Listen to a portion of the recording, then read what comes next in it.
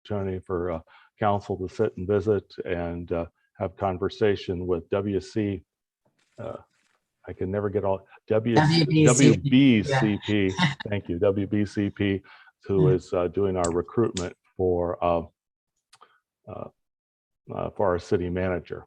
And let the record show that all the counselors are here virtually. I'm here personally in City Hall, and since I'm alone in the council chambers, I'm not wearing a mask.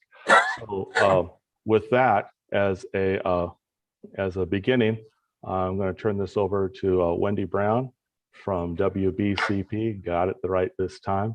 And welcome to council, and the meeting is now yours. Wendy. Thank you very much. Okay, well, thank you so much. First, I'd like to just start off by saying thank you so much for selecting WBCP for your recruiter. We're very excited to be doing this recruitment for you. Tonight, what I'm going to be reviewing with you is kind of the recruitment framework that I'm recommending. And tonight, I'm hoping to get your input with regards to any changes or ideas that you'd like in changing how that might look. We'll also discuss a suggested timeline. Based on tonight's meeting, I was able to put together a suggested timeline. Ideally, if it's at all possible, I'd love to lock calendars in this evening too for interviews and other meetings that we'll need to set up. There are going to be 2 different meeting dates that we'll need to set up, or 3 different meeting dates we'll need to set up. One's going to be for the shortlist meeting when I bring forward candidates that I'm recommending that you consider for interview, for input from council at that point. And then we'll also be looking at dates to secure your calendar for interviews. And at my framework, and we'll go through the details in a minute, recommending a hybrid virtual and in-person interviewing session. So it would be at least a couple of days of potential interviews. So we'll go through some of those details. I'm also going to, once we get through the framework of what that looks like, it's going to include stakeholder engagement, which really means what are we going to do to reach out to your community and your staff ahead of the recruitment itself. So that's what stakeholder engagement means, is reaching out to a lot of folks to get their input and ideas on the ideal candidate profile. And then the second part of that is going to talk about what then the phases look like in between that and up to the shortlist meeting, which is going to be the first meeting that I'll be meeting with you. And that's when we present the candidates. And then we'll talk about the third phase, which is the actual interviews. And that's going to be including talking about panel members and how that process is going to work. So that's kind of the agenda for this evening. If we have some time left over at the very end, I'd like to talk about the ideal candidate. If we have some time to discuss just some general comments, but one of my suggestions in my framework is to also have a one-on-one with each council member after this meeting to hear your ideal candidate profile. So any questions about what the agenda is going to be about this evening and what we're going to go through? So far, I'm liking it. Okay, great. So I do have just the initial document I think you received, just kind of outlining the first page of the talking points. Okay, so I'm going to go through that. And Mayor, do you think there's any need for me to post that right now and to share it online? If you could, that might be helpful, because in case we have the public who is watching. Okay, let me pull that up.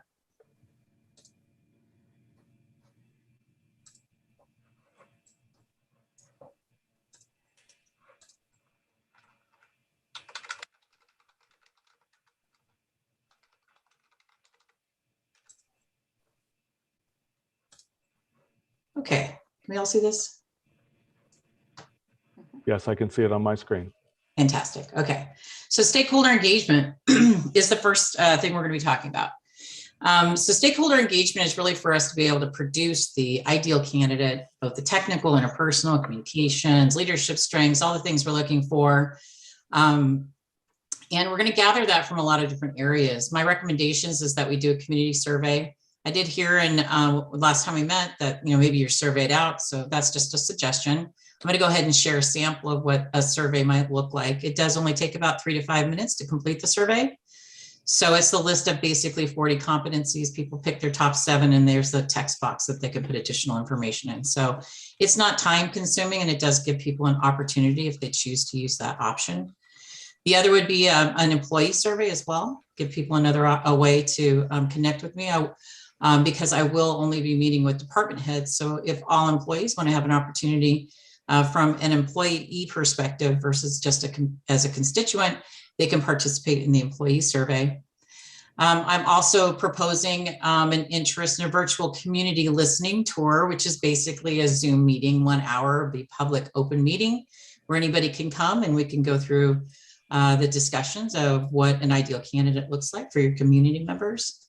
And then various calls and meetings that I mentioned briefly in the beginning is we would be setting up a department head Zoom meeting for them all to participate. We could probably provide a couple of dates just to make sure that everybody has a chance to participate. I also would be setting up an individual meeting with the interim city manager, your current police chief. I also would set up a one-on-one meeting with each council member. And I know that we're all dealing with COVID right now and you're looking at, things move, possibly getting worse over the next few weeks. So these would probably all be virtual, but I'm also willing to come down in person if that was, something we wanted to coordinate all over one day. It's certainly something I could manage, but it sounds like we're going to be distancing. So likely these are going to be virtual. So that's what I'd be recommending for at this point. And then there might be some other community members, whether that be your Latino community, business groups, other regional city managers, other elected officials in the region from county or something like that, that you think that would be important for us to reach out to. I'm asking for each council member to give me 2 stakeholders or stakeholder groups that they'd like us to reach out to. And we could do those individual calls as well, or we could do maybe one community meeting where we could bring several different partners together. If, for example, if there were several business partners you wanted me to reach out to, we could do those individual meetings, or we could do them in a group setting in a Zoom meeting. So that's my engagement process that I'm recommending. And I'm going to open it up to you in a minute to give your thoughts and ideas if you like that. But first, I'm going to go ahead. Did my screen change? Are you looking at anything different right now? Yes. Yeah. Okay. So this is the survey. It looks a little bit better when it's in SurveyMonkey. But this is kind of a template of what that would look like. What's the purpose of the survey? My contact information, if for some reason somebody wants to reach out to me with an email and wants to provide more input outside of the survey, they can have my contact information. These 40-ish competencies down here would all be we'd customize a few. This was designed for a police chief, so that's why it says police operations. So we would have city operations and other things in here that'd be more specific to a city manager recruitment. And then the very bottom, we would have an open text box for people to be able to type up to 500 characters of information that they'd like to share with us. And in the end, that would produce a report that I would share. And did my screen change again? Not yet. Okay, let me stop sharing and bring that up. This would be the report that you would see from those surveys. You would see your top competencies that would come up. This would be the top group of competencies that we have in green, for example. And the next group of competencies that would come up that people selected. And then I would have a narrative here too that would kind of summarize other people's input that I received from all those stakeholder groups that I'd be able to share with council, the themes of what we're looking for in an ideal candidate. So those would be the documents that we would produce from that stakeholder engagement. Anybody have any ideas or comments or anything they'd like to maybe change with that idea or that process? I have a comment. First of all, I don't think we have had an over amount of surveys going on. And especially the way that you're framing this, what you're talking about 40 qualities and you pick the top 7 and then make a comment. I think this is not only good for everybody who's participating from the city council level on down, but also a wonderful opportunity to demonstrate community transparency and to give the audience an opportunity to participate in the choice of our new city manager in a very measured format. Thank you. Any other comments or thoughts? Yes. I mentioned this when we did the selection, Wendy. Our commissions, boards, and committee chairs should be a part of this process as well. These are folks who support the work of the city, and I think they probably have some good ideas or at least some thoughts on the subject. Great. When I meet with you individually, I'll be able to get that information from each of you as well. So we'll be able to put together a comprehensive list of your stakeholder groups, but I just wrote that down to add that to the list.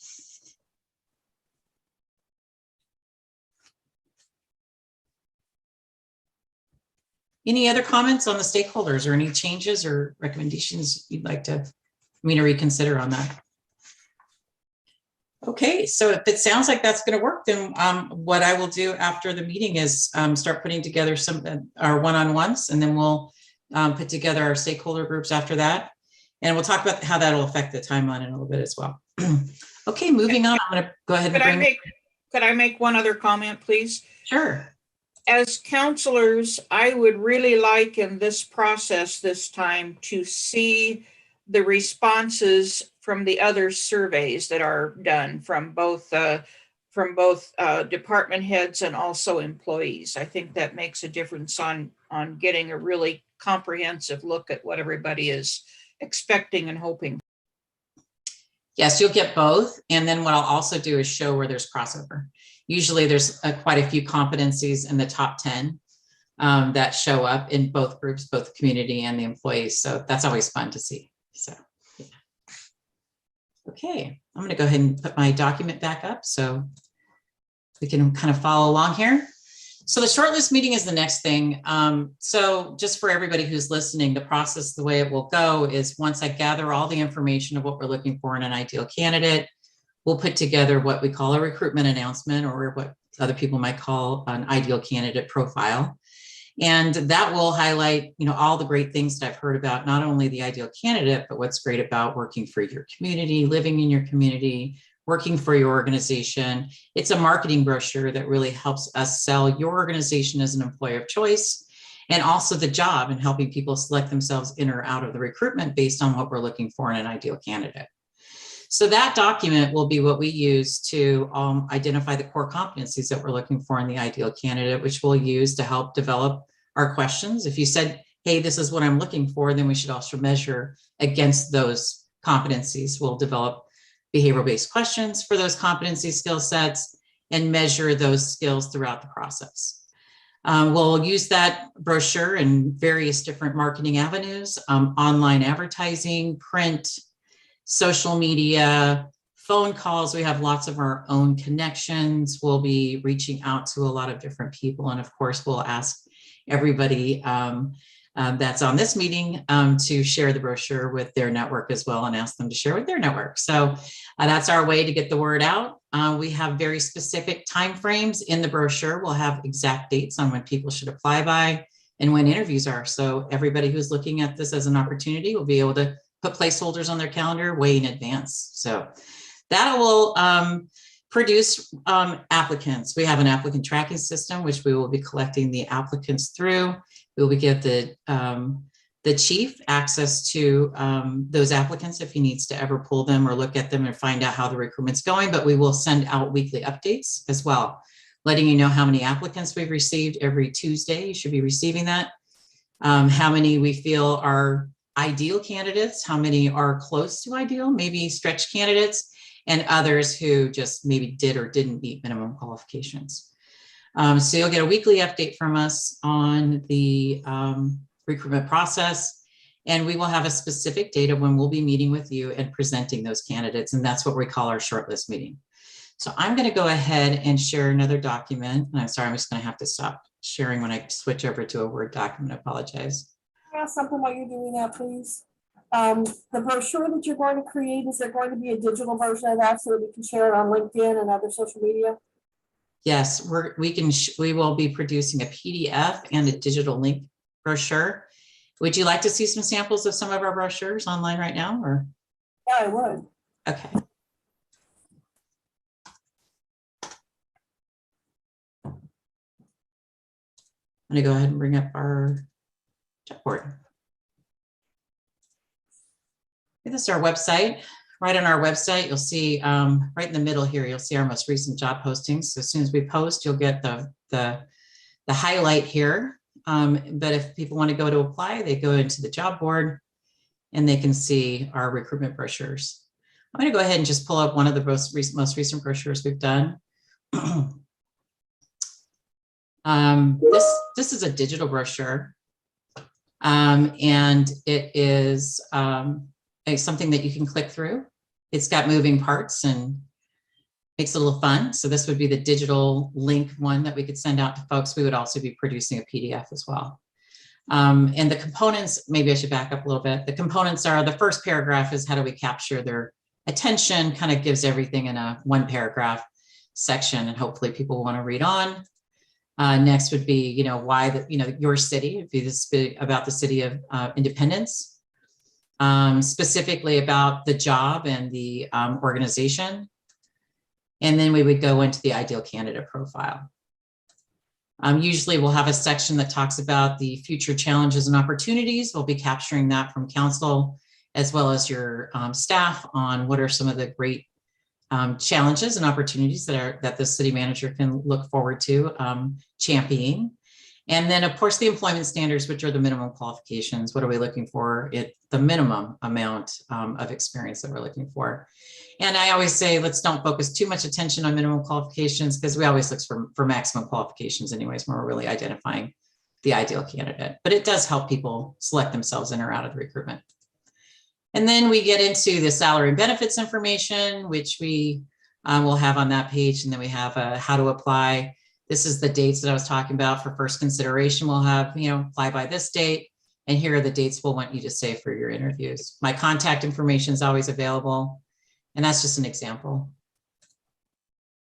We'll set something up that it brands Independence with your colors and your city and your photos. So any questions about what that brochure might look like? Okay. I'm going to go share another document now. We were talking about the shortlist. So I'm going to show you a sample. I get together a mock example of what a shortlist meeting document would look like. So this would be candidates' names instead of candidate A, B, and C, but I typically will bring forward two different groups, because usually for a position like this, we have a lot of candidates. I'll usually have 6 or so in an A group and maybe another 4 to 6 in a B group. B groups, they could be very, very good as well. I really would classify more as an A+ and an A group. I wouldn't bring them forward if I didn't think that they could be potential candidates for you. There might be also a group that we call mentionables, who might have looked really, really good on paper, but didn't phone screen very well. They might have connections to your community, but really don't have the skill sets that you're looking for. They could be different reasons why. I just want to, it's more of a, hey, just so you know, these people apply, but I'm not recommending them. And then we would have suggested questions that we would talk about the shortlist meeting, other things that I would recommend in the process, which may include a presentation. Usually for city manager recruitment, I usually do recommend that we consider asking candidates to do a presentation as part of their interviewing process. So we would go through the framework of what interviews would look like in a little bit more detail. This would be a closed session meeting, because there's going to be private information that we would be doing, an executive meeting. So we would be able to share. In the summary, we would share how many applicants have actually applied, how many people I actually phone screened from the applicant group, and how we split them up into 2 different groups. Each candidate will get a 1-page summary that my staff will put together. It'll show their staff oversight responsibilities, budget oversight responsibilities, population size that they worked in as a city manager typically, or assistant city manager is who would typically be applying for positions like this. And then their organization, basically this would be a summary of their resume. What's their title? Who did they work for? What were the dates that they worked for? So a real quick summary of their resume. Education. I also ask, we can't ask in Oregon what they're making, but we certainly can ask, did you see the range that we posted for the position? Are you negotiable in that range, or do you have a preference? So if they give me information there, I would put that in this information.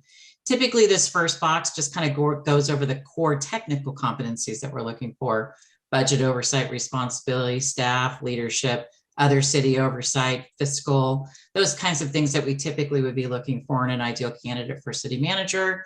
Other things might come up that we talk about. Maybe you're looking for somebody who really understands development or economic development.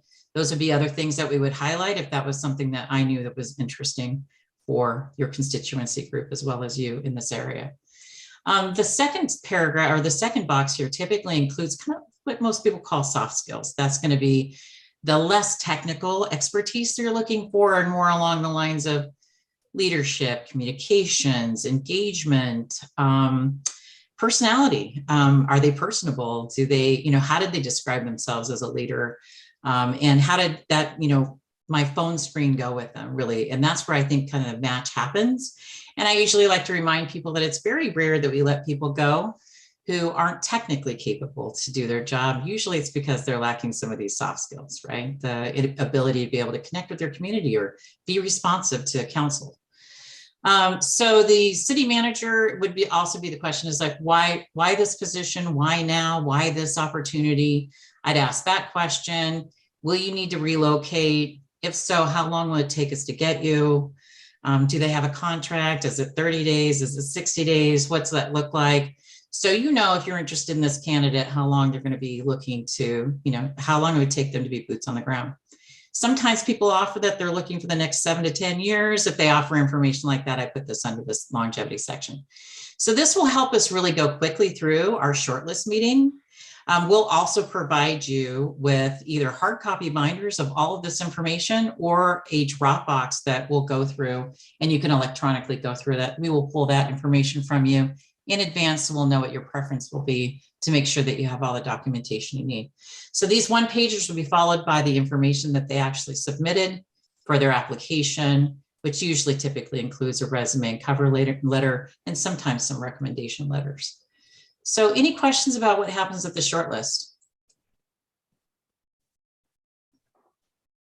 It looks great and very, very usable. Yeah, those one pagers take some time to put together, but it sure helps the process, and my clients really like it. Yes, Council Member Ford. I asked the counselors who've been involved in this process before, is this similar to what you've been through before? Is it different, better? Any comments in that regard? I would say a lot more electronic stuff, probably a lot more information. Sounds like better summaries, although I'm glad to see we're going to be able to see their actual resumes and cover letters and such, but seems like more organized information to me. Well, and that's my recollection as well, Councillor Takas, is that we didn't have anything quite that concise. We had to kind of fish through information a little more. So thank you. And I can go back to 2 prior city managers. And if I was grading the presentations or at least the concept, I would say this was an A, the one before was a B, and the prior one to that was a C. So we're making progress. Well, I am so happy to hear that. So thank you all. That was great feedback. Had me a little scared on that question, but I'm not feeling much better. No, I do hear really good feedback about our process. So I'm glad you all like it. And I hope it works for you. Okay, so that's the shortlist. Any other questions about the shortlist meeting and what might take place? That's usually going to be about an hour and a half. That's usually about an hour and a half, maybe 2 hours, just because there's a lot of conversation that happens. You're all elected officials. You may not all agree. What I would be doing is taking a tally in that shortlist meeting that says, are you a solid yes, a maybe, or a no on this candidate? And then we would just kind of do the, hey, where does that all lie out? And that will help us select our ideal candidates that we're moving forward for an interview. Okay. All right, so the framework for interviews, so that's the next phase that happens, right? So my recommendation would be a 2-day virtual interview process, followed by a 1-day in-person session. And what we're recommending for day 1 is council not being involved, and instead we would have a panel of experts that would likely include 3 to 4 department heads, some business leaders that you would like to see on the panel, maybe other city officials, such as another city manager or assistant city manager. I think 2 would be great, one of each or one of both. Mixed over and across 2 different panels. So we're recommending no more than 8 panel members per panel, and we would have up to 16 people that we would have on these 2 different panels that would be mixed across individual industries and organizations. So everybody gets to hear kind of everybody's different perspective on the candidate. So that would be day 1. The way that would work is I would have Chief Mason with me in the beginning to talk about the ideal candidate. Obviously, that'll be laid out in the brochure, so our panel members will have received that in advance as well. But we'll highlight on that, have the chief answer any questions for the panel members that come up for the ideal candidate. In that briefing, we'll go through what the whole day is going to look like. And then at the end of the day, the chief would come back and we would be debriefing with the chief and sharing the outcome of what we call forced ranking process that we use during interviews. That forced ranking process typically shows which panel members are in agreement. Usually there's some level of agreement for the top 3 candidates. Sometimes there's a 4th, sometimes there's only 2. And the chief would be able to hear from each of the panel members as well as me in summary to be able to answer any questions he might have about how that outcome happened. So I'd like to share what sample of what the actual documentation that the chief would be hearing and seeing at the end of the day. So you understand why I'm recommending it would be great for the chief to have to be involved. I know most of you have your other jobs, and I'm hoping that you'll be satisfied and secure with the process of day 1 to know that anybody moving forward, you would be comfortable with, with having these people making that decision for you. So I'd like to share, sorry, I'm going to stop my screen again because I'm flipping from one to another.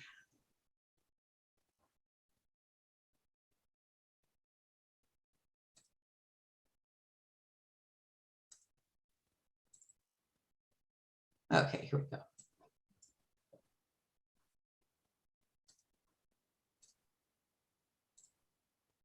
Okay, so forced ranking. So this is a document that would be basically blank when your panel members get it. Your panel members names would all be right here, and these would be our candidates here.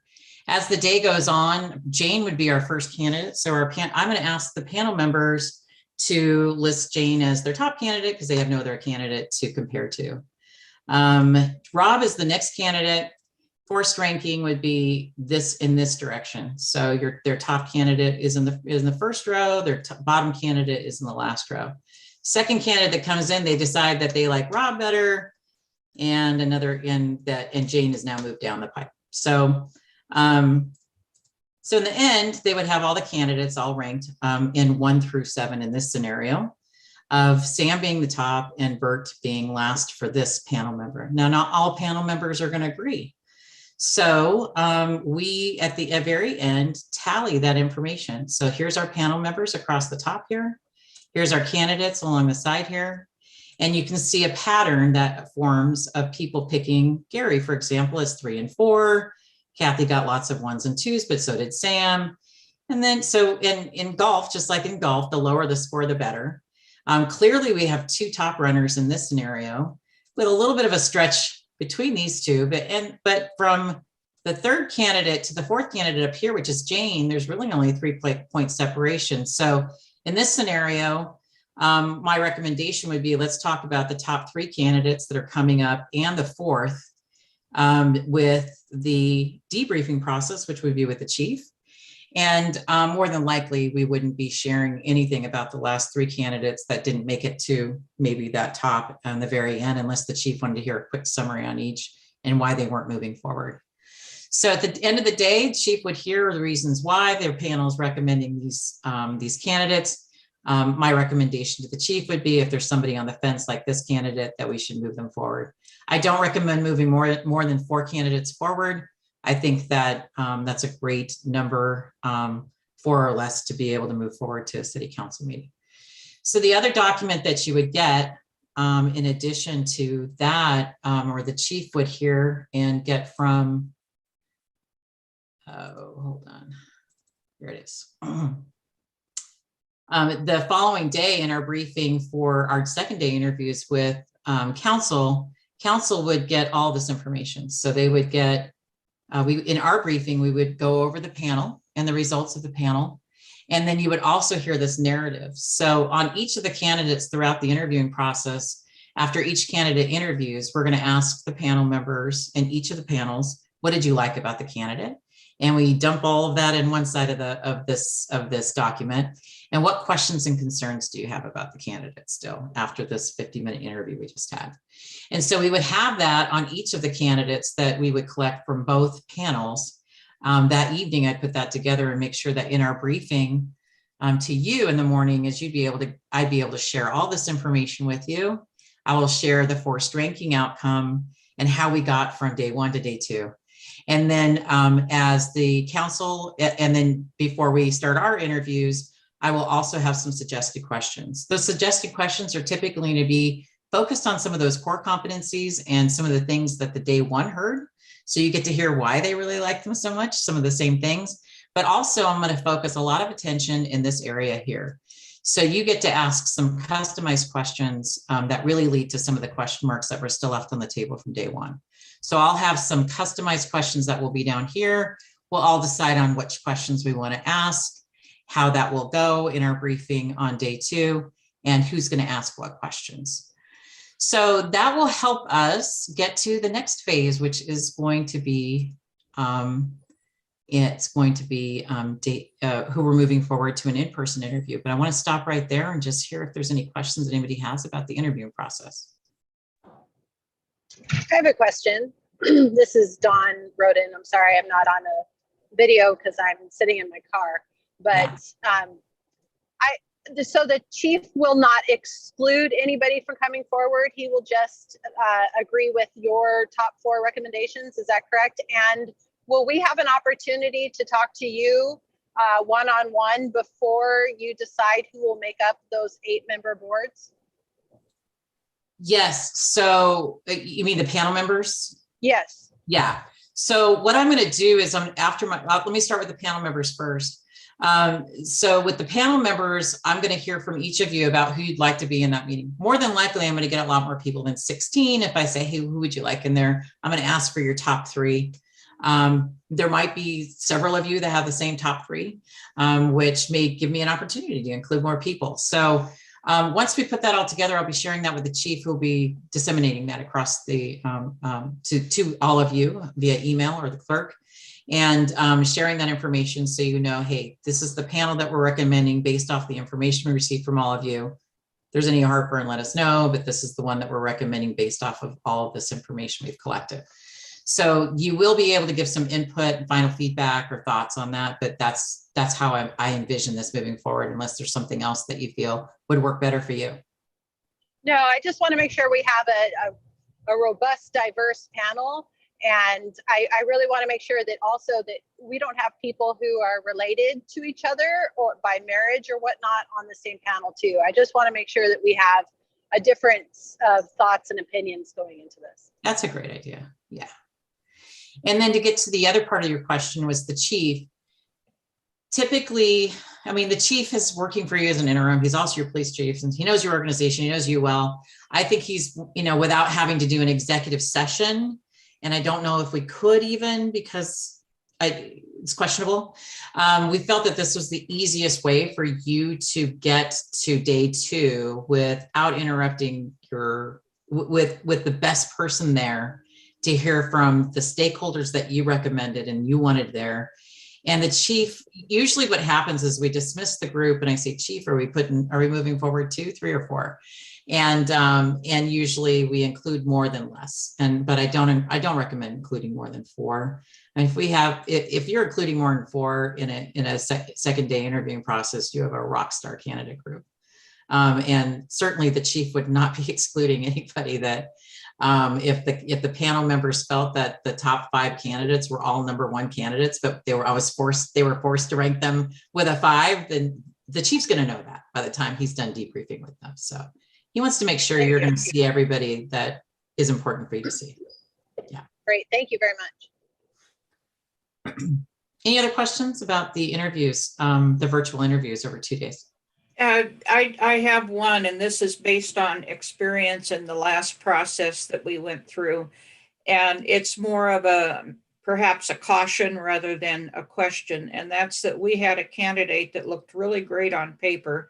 He interviewed well, and he made it into our 2 finalists that we were going to talk to each of them more extensively. We had put out a clear salary range, and his response was basically, I will work for you if you give me $30,000 more a year.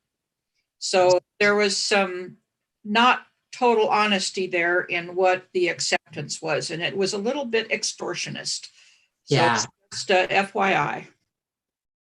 So one of the things I do in my phone calls that I have with all of the candidates before you even see them at the shortlist meeting is I try to get all of that out of the way, right? So I'm talking about them about salary, cost of housing, location. Do they really know the community they're coming to?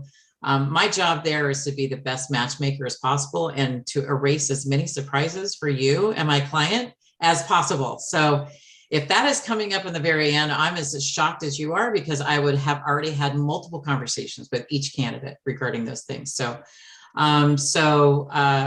I agree. I think that at that phase of the process, it's a little disarming that you had to experience that, for sure, or a little concerning that you're having to experience that. But it's very rare that we would get that far. Very, very rare. Okay, so we went through the forced ranking process, the briefing process that'll happen in our, I'm going to bring my document back up here really quick. The debriefing process that we're going to go through, we'll have a similar process we'll go through on day 2, where I'll also, after each candidate with counsel, we'll collect what did you like about them, what questions and concerns do you have, and I'll collect that information. And we'll also do a forced ranking with counsel. You'll be able to share your thoughts about, who might you want to move forward to in-person executive session.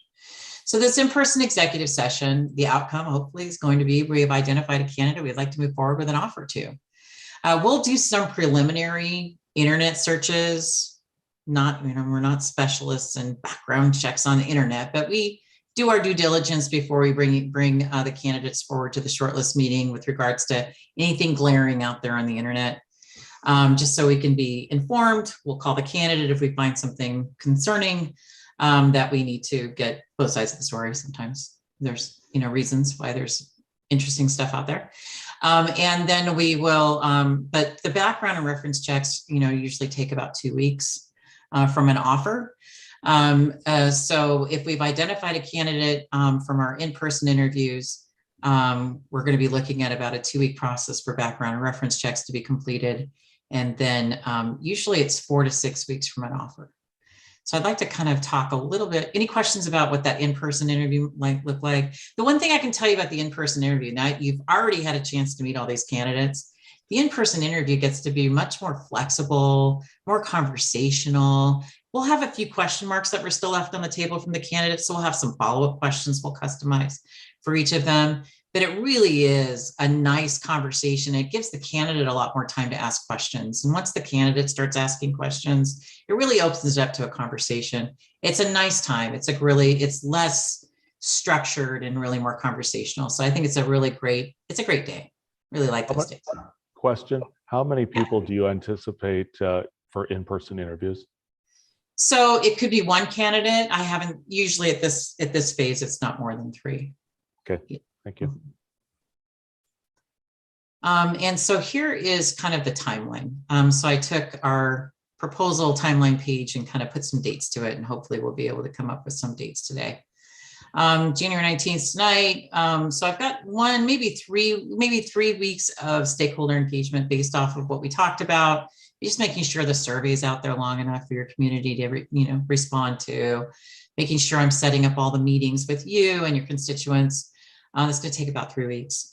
So if we got on that right away, we should be able to open the recruitment around the timeframe of February 9th. So the February 9th and March 9th, we have about a 4-week open. So whenever we open it, we'd be closing in around 4 weeks. So I just picked some dates that looked good on my calendar, as well as, the stakeholder engagement process I put together. I'm suggesting if we stick with these dates that March 22nd or some close date to that would be a good date for us to do our shortlist meeting. So I don't know if anybody is open to having conversations about calendars today, but I did pick a Tuesday, hoping that, I think your meetings are typically always on Tuesday, right? Yes. Yeah. And so I picked the 22nd for us to do an evening executive session. That's the night of a regular council meeting, and I'm going to guess we could probably, and I'm looking at Chief, we can probably manage our calendar with that.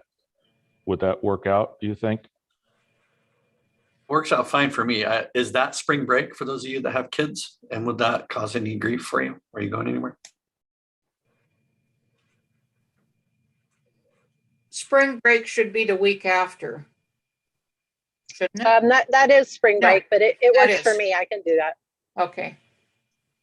And if anybody is remote, we certainly can either send you a hard copy binder, or if you prefer virtual binders. Our virtual binders are very well organized. You'll be able to get through them just fine. But Right, that's a great option. We would send that out. You won't get that the evening of our meeting. We'll send it out a couple of days in advance. And I'm just going to mention it now, and you'll hear me mention it many more times. Confidentiality, confidentiality, confidentiality. As I'm sending information out to you, it's really important that we all hold information as confidential as possible, or no, completely confidential, not as possible. We will give you, and once we get to the background and reference phase and we have a release from the candidates, we dig in deep. I have an investigator that's on my team that's got 30 plus years as a public safety police chief, retired, who does a great background and reference checks process, independent. He's not an employee of mine. He's a consultant of mine, and does a really great job. So I do want you to feel good that at some point we will be able to open that up to you, and you can make all the phone calls you want. But until then, if I'm handing out information in advance of any meetings, that we need to make sure we're holding it confidential. So the 22nd, can we get back to that? Does the evening of the 22nd, and we can set aside a couple of hours for an executive session just to make sure we have enough time. Should be able to do it in an hour and a half, but 2 hours would be better just in case. Okay. We can do that. Fantastic. And then I'm going to recommend these dates. So unfortunately, the 4th and the 5th would have been perfect, except I already have an interview on the 4th. So that would have been a Monday, Tuesday. So I'm suggesting that we either look at the first day panel interviews on the 5th or 8th of April. Or if you preferred, because I know a lot of you work, maybe we could do your interviews on a Saturday. And I know city managers really prefer to do interviews on Saturdays, honestly, because it's easier for them too. If you prefer to do the Saturday, we would do it on the 8th and the 9th of April. And we would have our first panel interviews on that Friday, and the 9th would be on a Saturday. So I don't know if there's a preference there, but if we could pick tonight, that would be fantastic. I think the 9th works better because I know we have a number of working people. Is there objection? I'm gone the 8th and 9th that weekend. I will not be available. Okay. I would prefer to do it the 5th or the 8th. I'll be gone the 9th, the 10th, and the 11th. I'm going to pull up my calendar here really quick and maybe suggest some other dates. If a Saturday is preferable, but the 9th doesn't work. If we had since it is virtual, it's a lot easier for people. We don't have to have, usually we have 2 weeks from our virtual to interviews because people have to travel and that kind of thing. But since they're not traveling, if we had our shortlist meeting on the 22nd, maybe we could do our interviews on the 1st and 2nd of April. How does that look for everybody? Works for me. And it works on my calendar as well. Works for me. Me too. What time on the 1st and 2nd? So the 1st would not be a date for you. That would be for the first day panel. But for the second, I'm going to suggest we could do it one way or the other. We could either do it from noon to 6, or we could do it from 8 to 2. So I think 8 to 2 is usually better. You can make decisions after that. You know, we're not burnt out. It's not 6 o'clock at night when we're trying to make decisions on who we're inviting in an interview. So if everybody's okay with an 8 to 2, that sets enough time aside for 4 candidates to move forward. That includes an hour briefing, 4 interviews, a lunch break, debriefing process, and then you know, the outcome. So That sounds good. So April 2nd, 8 to 2. yeah, April 2nd, 8 to 2.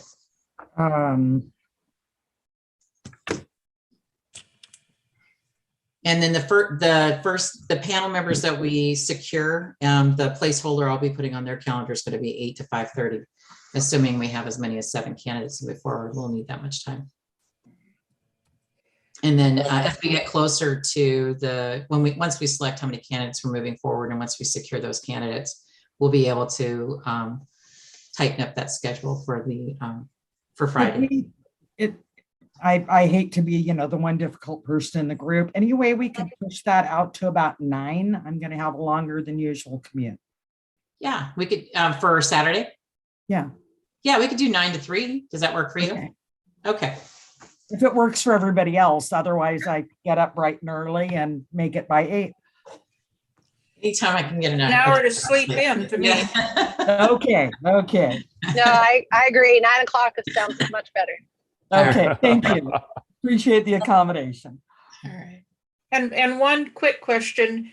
Do you have any significant or expected communication with us between in that 4-week period when the application period is open? So that's what you'll be getting. I'll be sending the chief the weekly updates. He'll be the interface, my liaison to your. Good, because obviously you can reach out to me individually anytime, but I just want to make sure I don't have any, you know, sharing issues. And I know the chief or the clerk will be able to make sure all the way your process works well with you.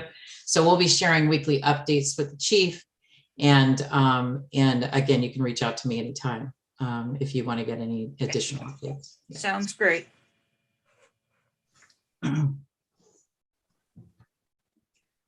Okay, well, that is it for the framework. If there's any questions about the process or anything, now's the time to ask.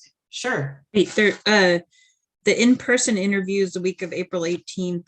I guess I'm a little confused on, because I have March 22nd for the meeting. I have April 2nd. And then is there another meeting? Or is that it? No, thank you for coming back around, because we just put the week, so we should come up with our in-person interview date too. So let's do that right now as well. Yeah. Thank you for bringing that up. Okay, so I'm just looking at my calendar. The week of the 18th is wide open for me. I don't know if any of you have a preference for in-person, if you wanted to stick with the Saturday. We have interviews on the 2nd. We could have people coming back even the Saturday the 16th.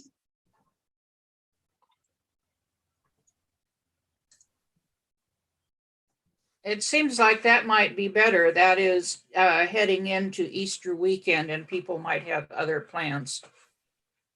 The 16th, you think might work? As long as we stay away from that Sunday, that usually is a family time. But yeah, as long as they're not traveling somewhere else and they have the freedom to come. Any concerns about the 16th on anybody else's calendar? I work mostly evenings and weekends. I'm a realtor. And so for me, I know it doesn't work for other people, but I'm like, you guys are killing me with these Saturdays. Okay. Well, but it's okay. I mean, it's far enough in advance that I can work my schedule around it, I think. What time are you thinking on the 16th? 16th, if we could stick with a 9 o'clock to 2 o'clock. I don't think we'll have, more than 3 candidates. It's probably way more time than we need. We'll 9 to 2. Yeah, 9 to 2. I had a question about the 16th. Do you think that would cause problems with some of the candidates since it's Easter weekend? That is Easter weekend. Yeah. Yeah. Yeah, I'm concerned about that. What about if we just jumped into a long evening I'm just asking, what if we jumped into a long evening meeting that week of the 18th on the 19th or 19, 20, 21? Yeah, do you want the candidates to come on the 19th and we could do interviews in the evening? Does that make life would work easier for me. people? What do Yeah. others think? How long is that process going to take about? If we have 3 candidates, it's gonna, if you know, we're thinking in at least an hour of each 3 candidates, and we've got a briefing and a debriefing process, that's 5 hours. So. A little tough on me because I get up early, but Yeah, I don't know that anybody wants to be here till midnight. No, I don't. And I'm taking worst case scenario. We might only have 1 candidate, but I just want to make sure that we look at worst, which is really, if you have 3 candidates, it's the best case scenario, but worst case scenario as far as your time. Everybody else's schedule, I get off at 4 o'clock, so I'm available starting at 4:30. I could start at 4:30. 4:30 on the 16th. I Sorry. will Sorry, likely be unable to start until 5:30. Because typically when I'm working, it's 8 to 5, so. So our choices, so am I correct? And our choices are Saturday from 9 till 3, or we're talking the 19th from, did you say 5:30? Well, let me, I'm it just doesn't asking. sound like the 19th would work in the evening because it might be too long, and it doesn't sound like the 16th will work because it's the Day before weekend. Easter. Yeah, what about the 9th? Saturday the 9th. I'm Why? out of town still. Oh yeah, that's right. We already talked about the 9th. So I guess we're looking at the 23rd. I hate to stretch it out that far, though. Me too. Yeah. I'm clear on the Way to 23rd. go on a Sunday afternoon? Are you out of town for the weekend? Counselor Job? Yeah, I leave on Saturday and I'm back on Monday. Okay, and did we rule out having a night meeting on the 15th? No, I don't think we've talked about the 15th yet. We could- But that's too close to the 16th. I think that was the weekend that we were trying to avoid because of the Yeah. Easter holiday. Can we break it up into 2 evenings in the middle of the week? Like a 2.5, I don't know, like, or We is could that, go Monday, well, you know what? We could set it up that way if we have 3 candidates. And if we have 1 candidate, then we just pick one of those 2 days. So we could do it the 18th, 19th. Does that work for people? Yeah, how about doing it during our council meeting on the 12th? We could do that as well. You want to do 11, 12? Well, remembering My that- only question about during the council meetings is, are we going to be pushing other business aside right, or making these council meetings really long? right, because we'll have taken up the vast majority of the The second second one meeting in March, yeah. in March. I would hate to put things off. I like the suggestion of 18, 19. yeah, I that- just have historic good? preservation, but I can skip that. Is everybody okay with 18, 19 in the evening? I may or may not be, well, I have a conflict on the 19th, but I can cancel it. Okay. So unless there's objection, we're the 18th and 19th, everybody good? At a start time of, I think I heard 5:30, right? Well, Okay. if we're gonna have 2 nights, let's not try to kill ourselves. We made a 6 o'clock. That means nobody's rushing. Is that okay with people? I'm asking, I'm not driving. Does that make it okay? 6 p.m. especially if there's a possibility of getting it done in one night, yes. Okay, so we're looking at 18, 19 at 6 p.m. And I Okay. think that if we went from 6 to 8:30 on both evenings, we would have already met once. We would have already briefed with the candidates once. It's going to be it won't take an hour to brief. So I'd only need a Okay. half hour at the most. In the very beginning, we could start our first interview at 6:30, our second interview at 7:30, and then we could maybe we have to go to 9 for just a quick debrief. Not going to happen every week, every month, so that's good with me. Okay. Everybody good? 6 to Yeah. 9 on both the 18th and 19th, just to give us Yep. placeholders. Okay. And that Yay. works for my calendar too. Great. All right. Well, I am going to be meeting with you individually, but it's really up to you. Would you like to together as a group talk about the ideal candidate, both your technical interests, your ideal background? I think we could spend the next 15 minutes, 20 minutes the most, if you're open to that. We have time for that. Sure. Okay, great. So in thinking about your ideal candidate, what I'd really like you to be thinking about is features, characteristics, competency skill sets of past leaders that you've really enjoyed working with.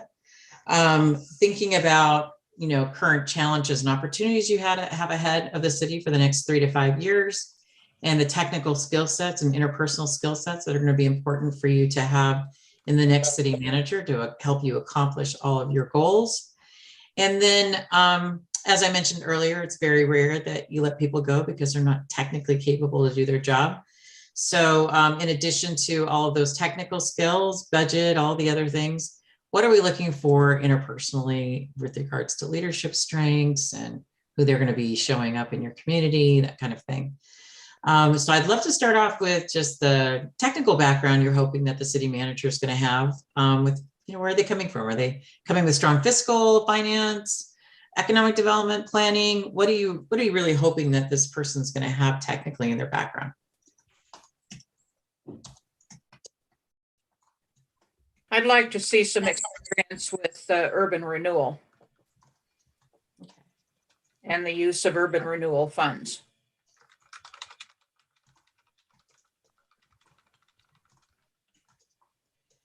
Since I'm on a roll here, I'll just add also, I'd like to see you mind if I keep going? Sure, please. Okay. I'd like to see transparent past experience.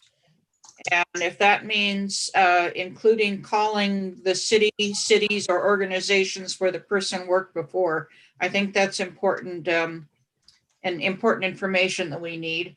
Of course, some clear leadership skills. And the other one that's important to me is communication, which to me is a lot of times that's defined as on the street communication, being able to think fast on his or her feet and answer questions that are put to him by the public.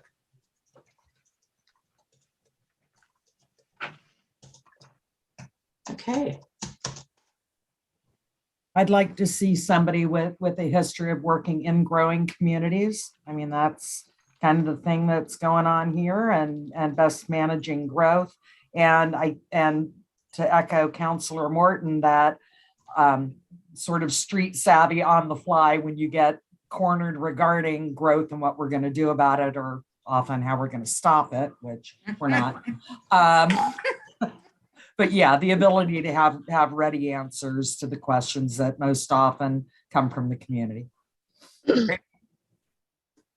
I would say on a technical bent, some experience or some knowledge of capital improvements, infrastructure kind of things, because I think that's kind of where we need to be focusing a little bit on in Independence to go along with that growth and all that sort of thing. Can I get a little bit more detail on that too? Can you tell me a little bit about some of the CIP projects you've got coming up? Well, expanding sewer, expanding developments, and making sure we have the sewer, the roads. We need to be building a bridge. We need to be building a south side bypass, and getting funding for that sort of thing. I think you probably just look at our capital improvement projects, just look at that and that'll give you an idea of what we need to be looking at. Okay. I second that. And I wanted to add that someone that not only infrastructure, but just the budget as a whole, a lot of experience in looking at all of that, a listener and a leader. I want someone level-headed, realistic, and a problem solver.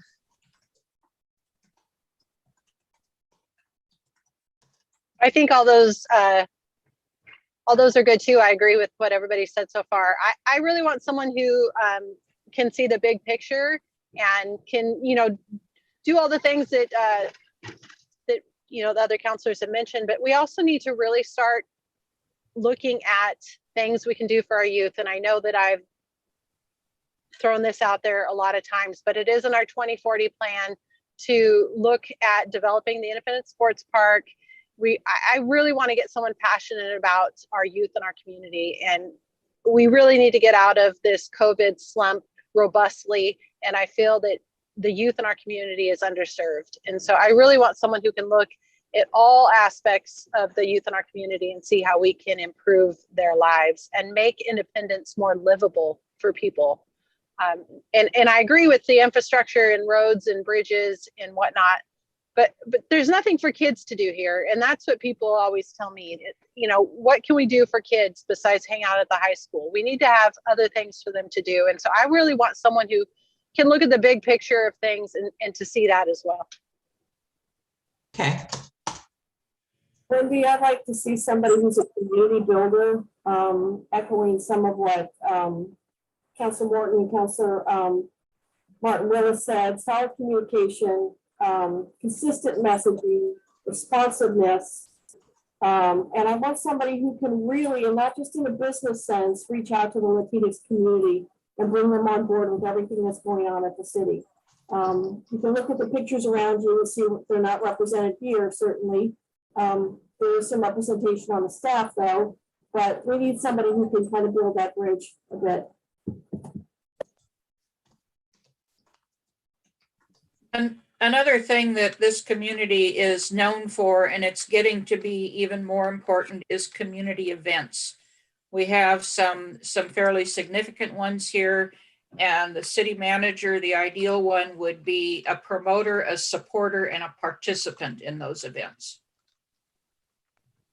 And that kind of comes along with live in our community. If you want to manage this community, live in our community, be a part of this community. I'm not saying the city manager has to live here to be effective, but the commitment speaks volumes. So I'd like to suggest a couple of things.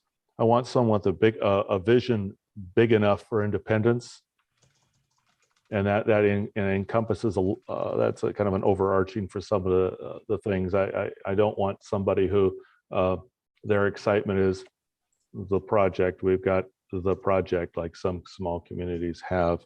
That we're more robust than that. The other thing I'd like is some demonstration of a cooperative approach with other partners, be they governments, be they legislative, be they nonprofits, be they business, but clear partnerships that make sense. Great. And finally, as a mayor, someone who will, I guess this ties into some of the communication kinds of things, because as mayor, have a lot more time with city managers than most council members do, and so somebody who can work well with a mayor who can, so we can form a team. Because there's a powerful synergy that is beneficial for the community. And Wendy, just because I work with the homeless community, it's part of the Midland Valley Homeless Alliance. Somebody maybe has some experience in that area. That's an enormous endeavor to take on, and it's got nuances up the wazoo. And so somebody who's got some experience, you can bring that knowledge with her in, that would be great too. One more thing, the understanding of the power that these communities are given by having their own broadband service. Okay, I've got one more too. Someone who can see the vision of having, Independence be a tourist destination, but also see the hardworking people who live in our community and that it needs to be affordable for them. So that's one of my big concerns. And I think we can get there with everything, but things are getting so expensive, and I really care about the people who live in Independence, and I hate to see people get priced out of our city only to be replaced by people who can afford it.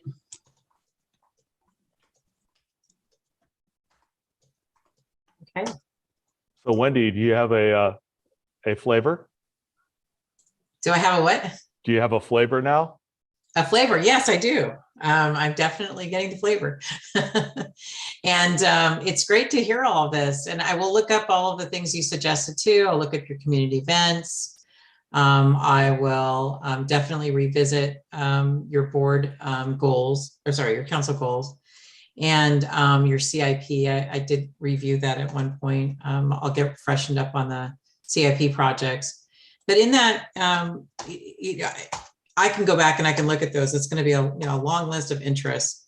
Can I get your top 5 core things that that are happening in the next 3 to 5 years that this person's going to have to be focused on? Whether that's getting additional funding for these CIP projects, is it working with your community, your development community, and being able to get? Is it working with permitting to make sure that things are happening faster? What are some of the things that you feel are going to be really critical things that are going to help move these projects forward that you want to have happen? Infrastructure and actual affordable housing. So not just more housing, but actual housing that is affordable to the people in our area. Okay. We have a huge turnover in downtown businesses. One of our challenges that we brought forth to council was trying to make a tourist destination here, so people would come here and spend money, but then go home. And so, one of those things, I like how we have the festivals and fiestas and we get everybody together. The sports park was to do the same thing.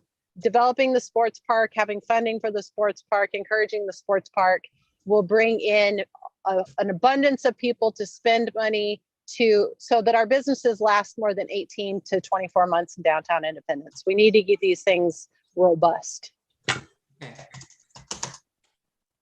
Okay, here are my top 5. Best use of urban renewal funds and grant funding. We've always done a great job at that, and I don't want to see that fall off at all. Excellent communication skills and processes, both in the City Hall community and also in the community at large. Affordable housing, including tiny homes. Addressing staff shortages at small businesses. And the integration of community cultures.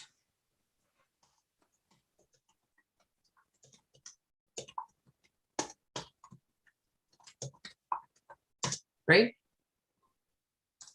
Anything else somebody would add to that list? I'll add a few things. Many of the things have already been mentioned, but some of the core things are the infrastructure. I'd love to hear where you echo some of those too, Mayor, if you don't mind. I'd love to hear what was already on your list. Yeah. Oh, okay. Well, some of the things that I'll mention. We have issues. We're dealing with transportation issues. We need a bridge, as has previously mentioned. We're doing sewer and water. Those are those kind of things. We need to take we will continue to grow, but we have to make sure that, as has been outlined, that we're going to have to add a variety of different kinds of housing, both workforce housing that it has been mentioned is so people of variety of incomes of workers can afford, but also places for seniors, veterans, single level kinds of things for when people get older. Not that any of us will ever get older. No, we couldn't, but any of that. So we're working on that.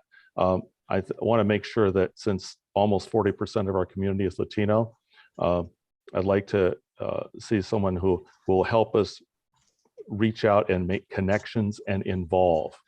Keyword there, involve. Because I think that's important.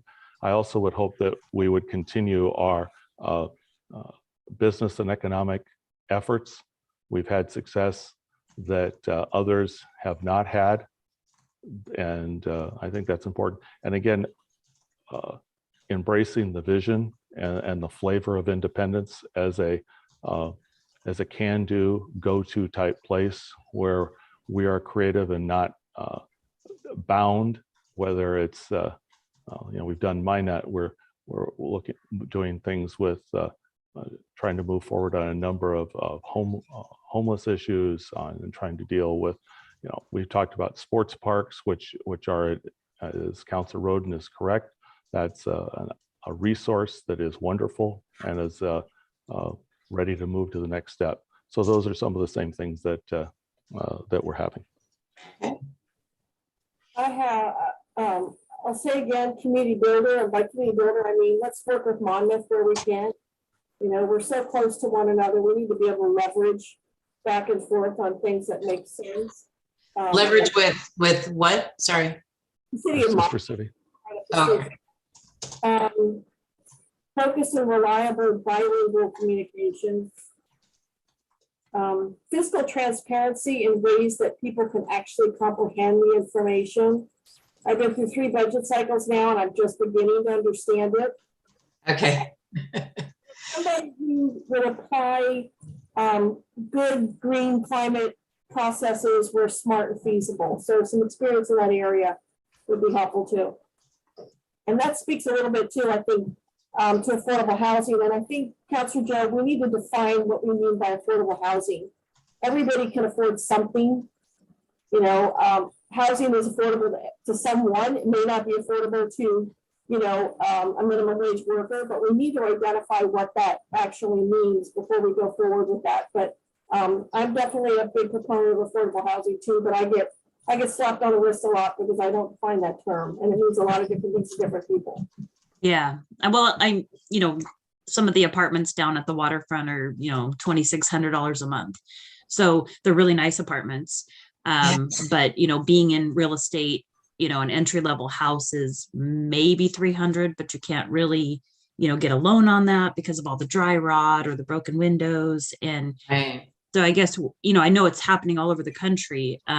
But I think we have such a housing shortage in our area that if we had more housing available, I do like tiny home ideas. I think that would be fantastic or even 0 lot line homes, a little bit less expensive, but give people that ownership to get them into the housing realm, as an entry level home. So Any city manager needs to have the flexibility to work with developers and make some demands. We have to tell these developers what they can build in our community.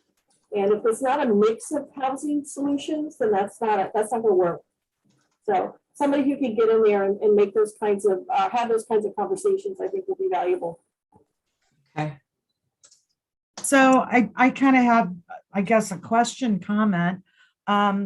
If I may impose, Chief, you've kind of lived in these shoes for a little bit and have, relieved our city managers on other occasions. Anything that you find that would be pretty imperative characteristics to the successful candidate to have? Thank you for asking. I could tell you my priority list of things I'm working on, which I guess they're probably going to continue to work on. So those are things to consider. MyNet is one of them, which I didn't hear brought up. We need a general manager, and that search is underway.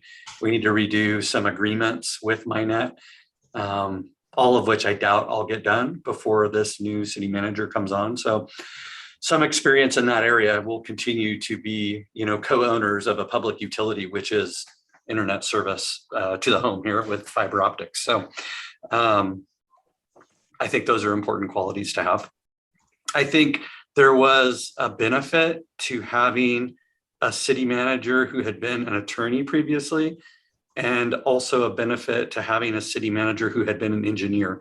And I really got to see some of that working hand in hand with Tom on projects, because he had a wealth of knowledge and could look at things and just understand them in a way that I can't.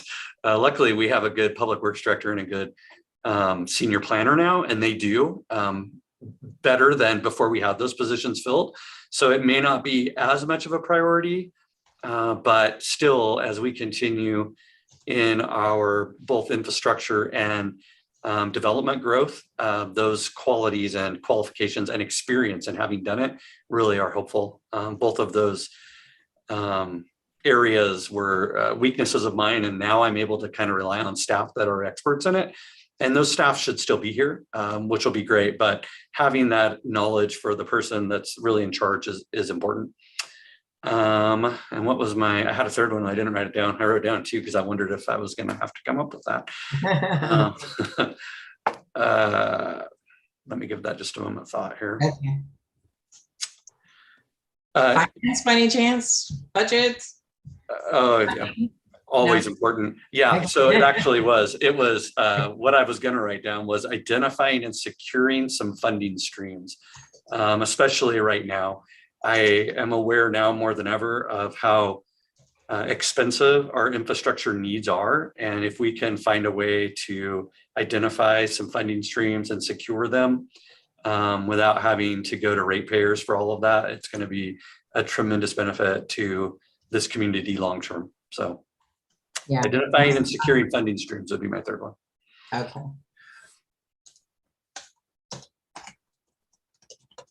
Okay. All right. Well, I think we got a really good list. So thank you so much. The only other thing I would like to ask before I let you all go this evening is why independence? Why would somebody want to live and work for your city?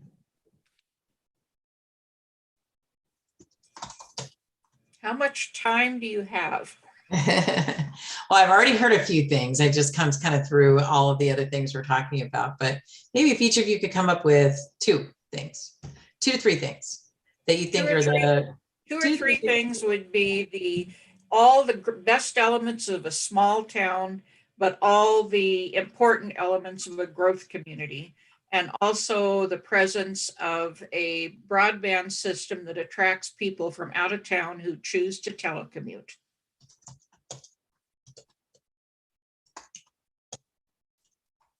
I'm going to say amazing people that many of whom, have a common vision and a really fabulous sense of roots and history in this community.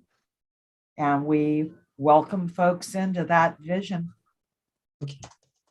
I will tell you why I moved here. It's because it's a walkable city, and I had previously lived someplace where you had to drive 20 miles to get to anything. And what I appreciate about independence is how walkable it is. Sometimes it's a longer walk, sometimes it's a shorter walk. It depends on where you live. But if you have the ability, you can pretty much walk anywhere in the city and get what you need. So I think it's partly that. It's partly the kind of the openness of the community. They're willing to welcome people here, even though many have lived here many, many years, maybe generations. They still are very welcoming to people who are from other places, and I think that's a really, really big benefit, particularly somebody like me who's moved around the world my entire life. So.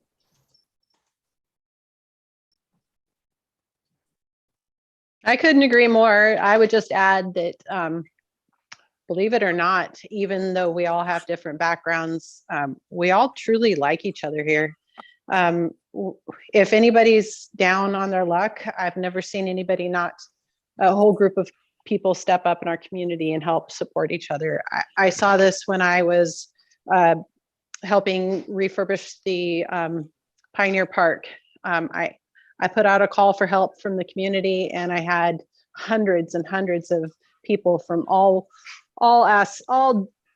groups and backgrounds and ages and identities come help. And everybody just always supported each other to get the job done. And I just know that even if we disagree on some things, we're always going to step up for people when we need to. I would say, first of all, the location is amazing. We're in this beautiful valley, an agricultural company and country, an hour from the ocean, an hour from the mountains, an hour from a large city. But we're also a small community that has been built on volunteerism, and the way people work together is kind of special. I think we've lost a little of that with COVID, but hopefully we can bring that back. I agree with everyone. And I would also add Independence Day, the weekend, is kind of a big deal. Yeah. And to be here every year for that is a lot of fun. And just I guess the summers, the music in the park, the kids, seeing the teenagers go down to the movies and the music and, just having good, wholesome fun. And yeah, I just think it's a great place. Okay. Okay, I'm moving. Am I the last one? Okay. So, Why independence? Because we are an energetic, creative, inclusive, and diverse community full of positivity and optimism. We're big enough to have horsepower and small enough to get things done. And as I think it's demonstrated by those of us here, it's a wonderful place. The council members here and many other people in the world, in our community, have choices. They could live anywhere. This is a place that we have chosen, that we chose, our family, to raise our son. And I think that's a huge statement about our community, where we choose to raise our family. thank you. Any final words? I didn't hear from anybody. That was a great list. Thank you so much. It's perfect. All right. I don't have any other questions. Any questions from any of you? Wendy, when do you want our list of recommendations for the panel? Well, you could start putting that together and you can email that over to me even before we talk, or you could give it to me when we communicate one-on-one. Okay, thank you. You'll be getting emails from my staff. I'll work with Chief to make sure that I've got I know how best to communicate with him and you, and then we'll start setting up calendars for us to connect individually and also with the groups of people that you want me to reach out to. Thank you for everything that you've done and for everything that you will be doing. And don't be surprised if you do feel like moving here. I wasn't kidding when I said that earlier. It sounds like a great community. We'll have Sharon Irvine talk to you, and high-speed fiber really does make the job much easier to move things on. Wendy, thank you so much for you and your Thank staff. you so much for all your time. Yeah, and looking forward to supporting all of you. Bye-bye. Thank you, counselors and staff that are supporting us tonight, for being here on a Wednesday night. And I, without objection, let's go home. Have a pleasant evening. Good Hey, evening. Mayor, could I just quickly remind everyone, 6 o'clock Tuesday, we're starting early for a work session. This is very next Tuesday, our next council meeting. It's going to be a busy council meeting. So we're going to start early. Thank you.